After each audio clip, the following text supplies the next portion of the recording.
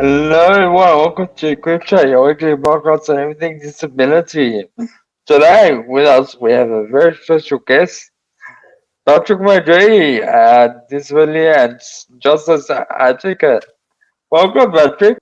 Thank you very much, Ibby. Thank you for having me. How's everything going? Everything's going fine. Awesome. It's a pleasure to have you on the show. So Patrick, let's get into it. Tell us a bit about yourself and why you decided to become an advocate.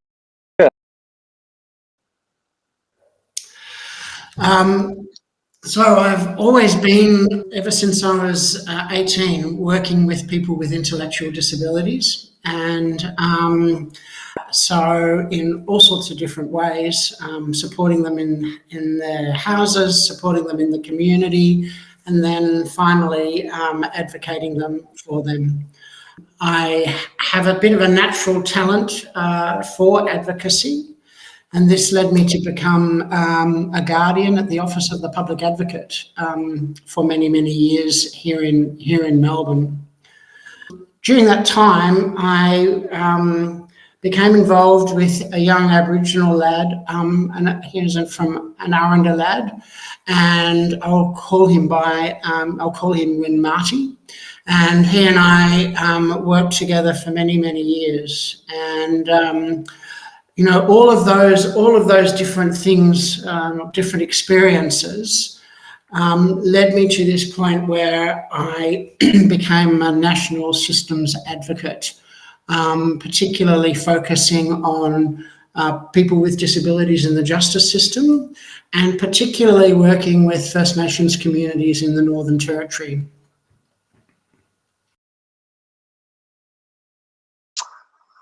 Patrick, can you describe the difference between systemic and individual advocacy?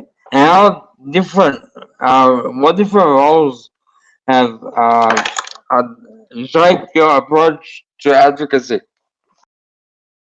Thank you for that question. It's a good question. I mean, from my point of view, individual advocacy is standing beside a person with a disability and empowering them to overcome a barrier which enables their world to become better. So, for example, individual advocacy might be that I attend a police station with a person with an intellectual disability when they're being interviewed by the police. Systems advocacy is where you take cumulative experiences of people with disability in a particular aspect of their lived experience, like a barrier that they're experiencing collectively, and you seek to change the cause of that barrier so that, in fact, what you do is prevent the barrier from being there in the first place.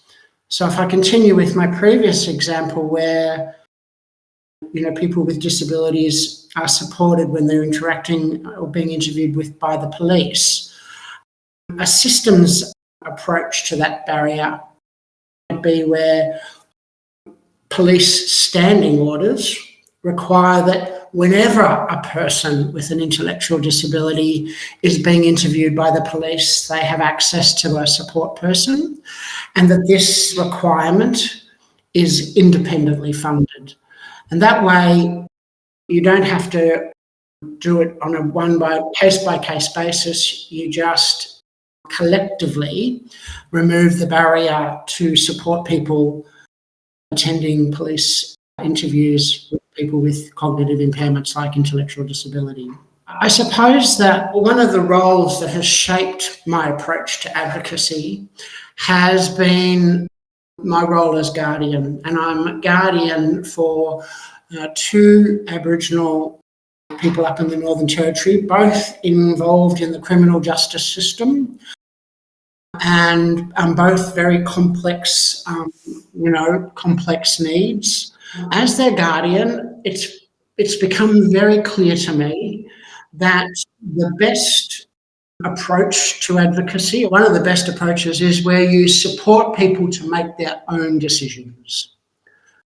And in supporting people to make their own decisions, you're empowering them to make choices and to implement those choices in their lives. And so supported decision making, which is out of Article 12 of the Convention on the Rights of People with Disabilities, which is about equality before the law, is a really important mechanism by which we can empower people. One's, I guess, the better approach towards advocacy are systemic or individual? Well, both are equally as important as the other. And in fact, one leads to the other. So they're they're interlinked, I think.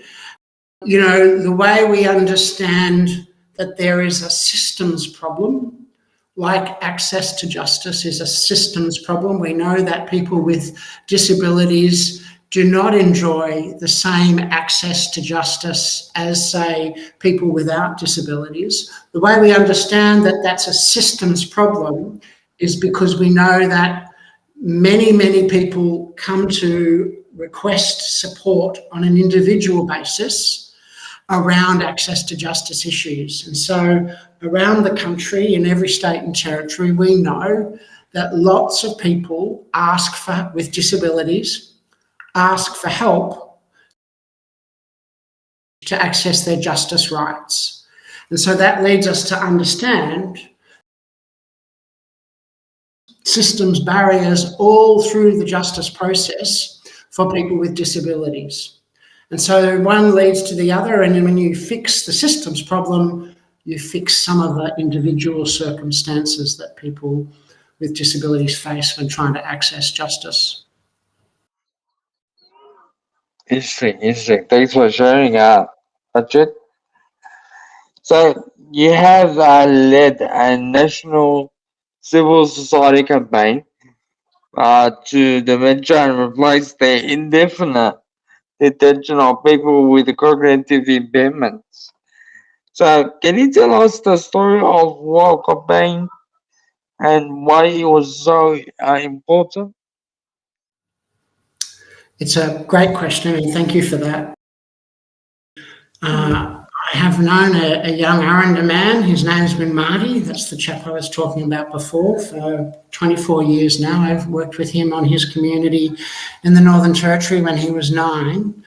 When he was 17, he killed his uncle on community, and that meant that he went to jail. Now, along the way, what happened was that he was declared before the courts mentally impaired, that is, that he had an intellectual disability, and that he was unfit to plead. That is, that because he had an intellectual disability, he couldn't understand the difference between right and wrong, and so he couldn't plead guilty or innocent before the court for the crime of killing his uncle.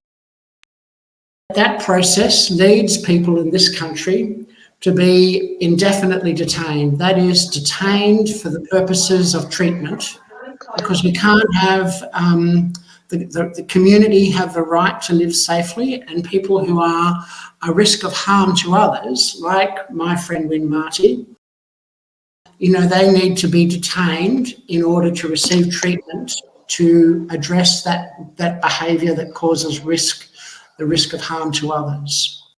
And he was someone who he used violence as the mechanism by which he expressed complex emotions like anger, like rage, like humiliation, shame, and he was unable to articulate those complex emotions, and so he used violence to portray them, to express them.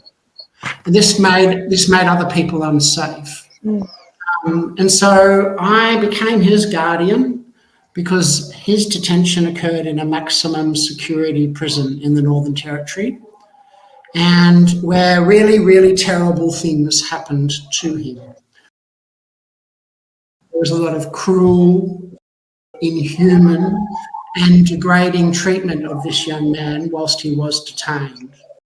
And so in understanding his journey of indefinite detention, I began to look around, and I saw that in this country there are over 1,200 people who either have a mental illness or some type of cognitive impairment who are indefinitely detained, that is, detained without an end date to that detention, who are detained in this country every year. And that detention is often arbitrary. It's arbitrary because it is based on their disability and it has no end date, and where they are very, very vulnerable to cruel, degrading and inhumane treatment. And so I suppose in advocating, in being the individual advocate and the systems advocate for my friend Win Marty to dismantle and replace indefinite detention, I began to speak out nationally about why we needed to dismantle and replace indefinite detention in this country. And that led me to become a Churchill fellow. And in 2022, I went around the world and looked at how countries around the world, in the United States and England and Sweden, all addressed this issue of people who are a risk of harm to others, who commit crimes, and what those other countries did. Thank you for sharing that, Patrick.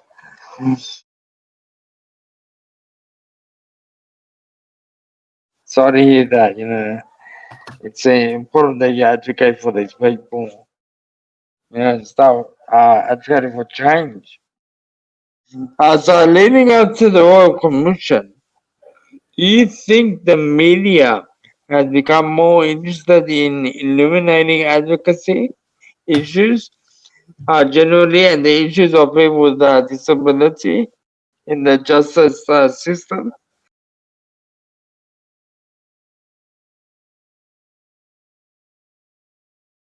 Well, that's a good question. I mean, I had a long think about this. I think that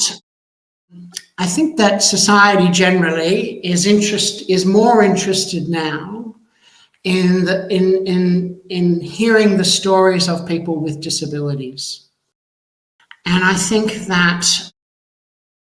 And that comes about because we've, been on this journey of inclusion, which began with deinstitutionalisation, and most recently we've had the implementation of the NDIS and the Disability Royal Commission, and along the way we've had the United Nations Convention on the Rights of People with Disabilities. So there is this journey that we're all going through, which began where people were hidden away from, people with disabilities were hidden away and not included. This journey of inclusion where I think now the media is more interested in the stories of people with disabilities. And I think also that sometimes means that they're more interested, or that they're interested in hearing the justice stories of people with disabilities. And in the area that I work in, which is, people with disabilities being detained in places of detention around the country, the most recent example was of this, the Four Corners report into the forensic detention system of people with disabilities in this country, which was aired last October in 2023. So that was, Four Corners did this big investigation into people with disabilities being indefinitely detained. That was a really big moment, really, for people with disabilities in this space. And what they did particularly well was that they told the story of the person with a disability from their perspective. Instead of interviewing people like me, what they did was tell the story from the perspective of the person with a disability. And I think that's what's changed the most, is that the media have understood that the best person to tell the story of their own life is the person with a disability. Does that make sense to you? So the role of living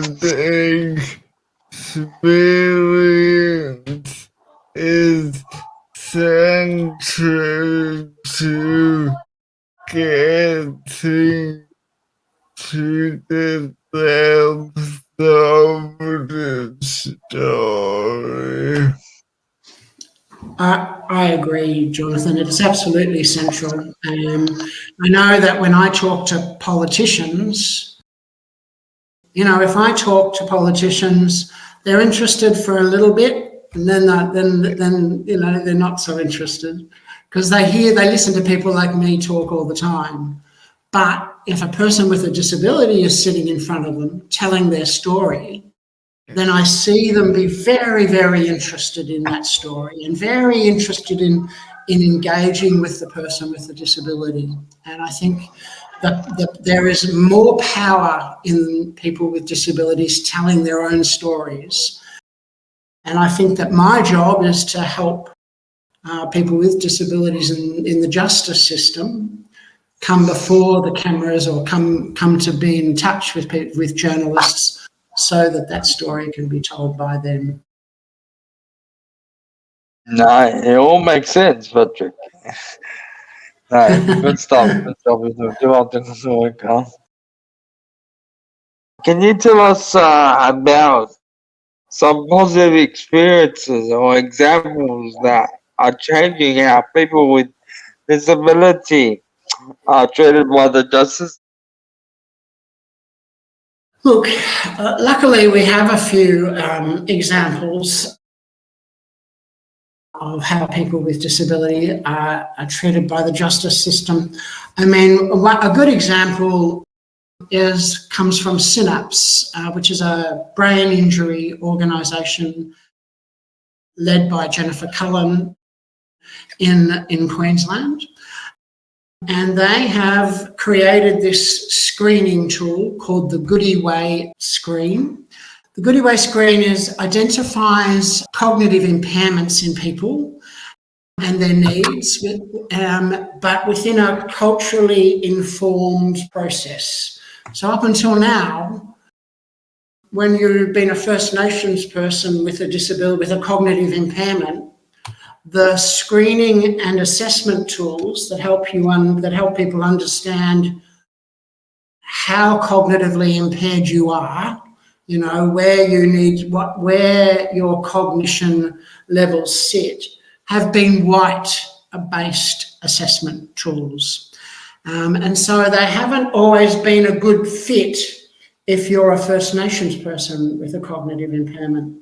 Synapse, working with Aboriginal organisations and disability organisations all around the country, have identified and created this new screen that is much more culturally framed. That is, it asks questions that are relevant to the lived experience of a person impairment, a First Nations person.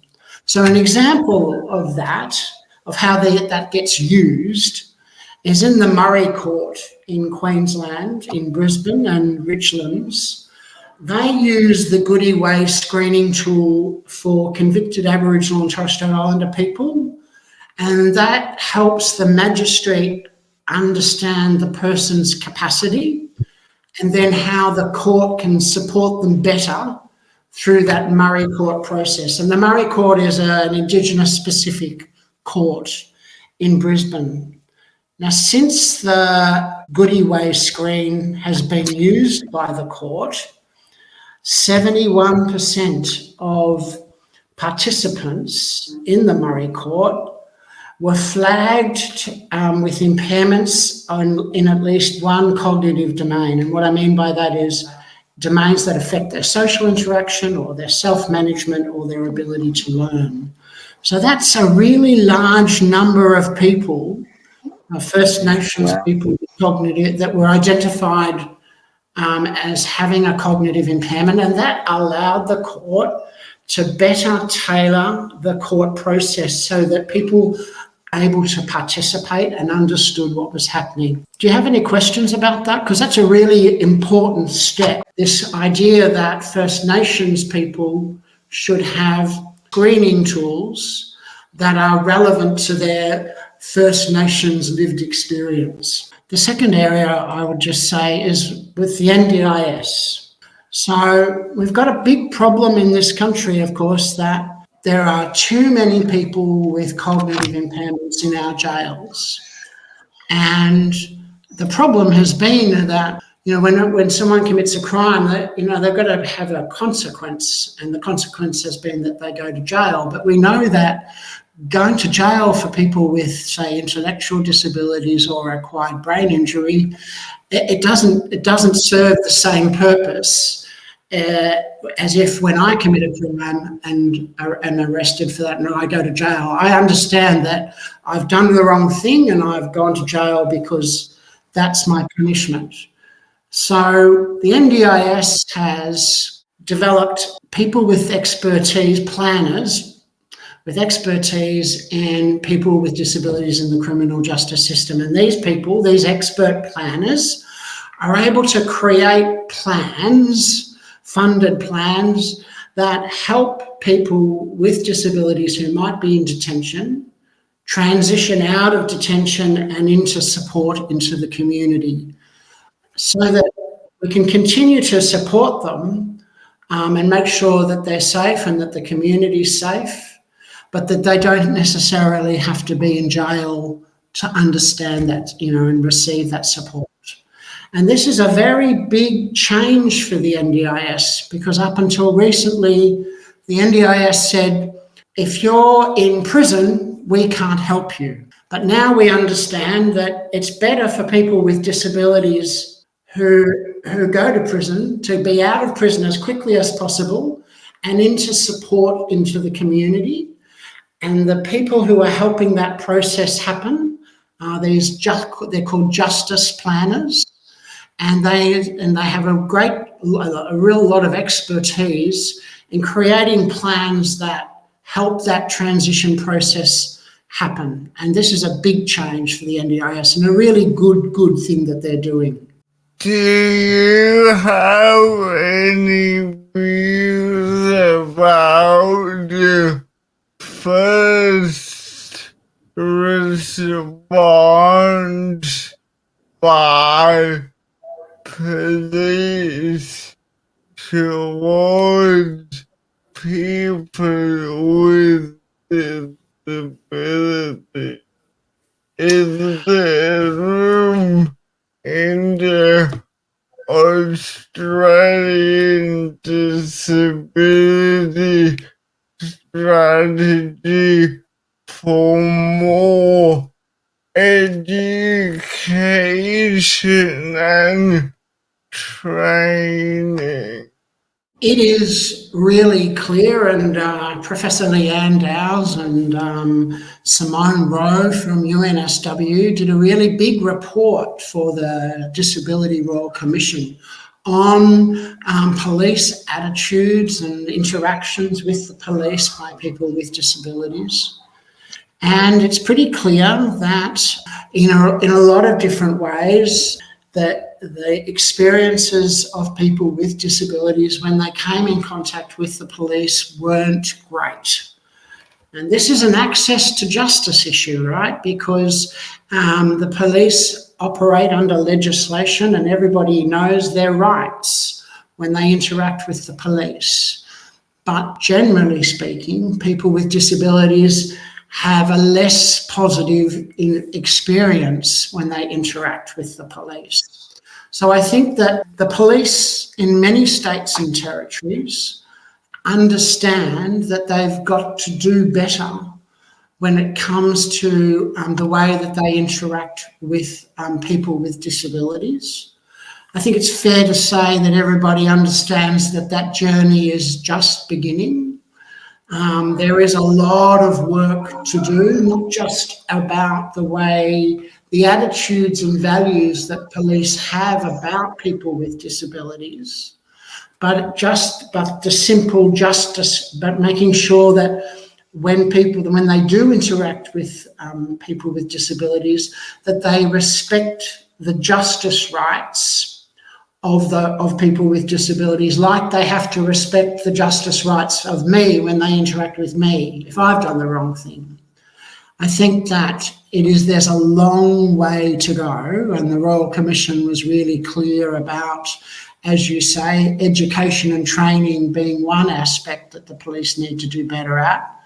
But I think also another way that they need to do better at is working with other agencies in the community, so that they're not just the only ones who interact with people with disabilities, that they're partnering with mental health agencies, with homelessness services, with disability support services, with the courts, with lawyers, so that everybody does a better, not just be satisfied with an experience of justice that is less for people with disabilities than it is for people without disabilities. Interesting. Thank you for sharing it, Patrick. Awesome. Finally, given the Disability Royal Commission devoted an entire volume on disability and justice, what disability and justice issues are most important to you?